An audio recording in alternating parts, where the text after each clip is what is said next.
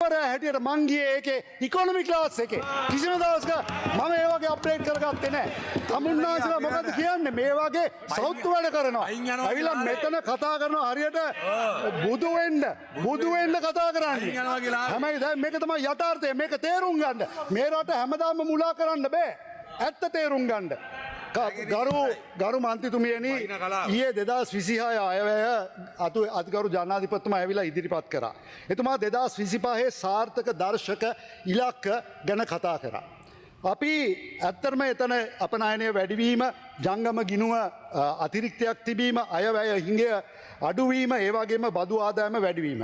ඇත්ත වශයෙන්ම සමගි ජන බලවේගයේ ප්‍රධාන විපක්ෂයක් හැටියට අපි ලෝභ වෙන්නේ නැහැ. අපි ඒ ගැන සතුට ප්‍රකාශය කරන්න.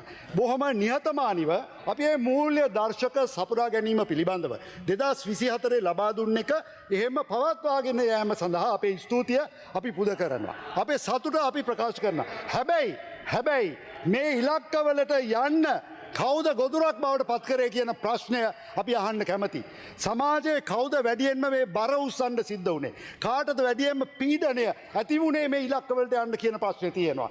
2024 රනිල් වික්‍රමසිංහ මැතිතුමත් මේ පාර්ලිමේන්තුවට ඇවිල්ලා මේ වගේ මේ ඉලක්ක ටික කිව්වා. එතුමාත් මේ ඉලක්ක ටිකම සපුරා ගන්න එතුමාට හැකියාව ලැබුණා. ඒක තමයි ඔයාලා ගෙනියන්නේ. හැබැයි සමගි ජන බලවේගය එදා රනිල් වික්‍රමසිංහ මැතිතුමාගෙනුත් මේ ප්‍රශ්න ටිකමයි අපි එතුමාව ප්‍රශ්න කරා. අද අපි ජනාධිපති අනුර කුමාර දිසානායක මැතිතුමාගෙන් ඒ ප්‍රශ්නයමයි අහන්නේ. මේ ඉලක්ක ගන්න කොහොමද සමානුපාතික ක්‍රමයක් ක්‍රියාත්මක කරාද නැත්නම් අසාමාන්‍ය විදියට එක කොටසකට වැඩි බරක් සිදු වුණාද කියන ප්‍රශ්නය අපි අහන්න කැමතියි.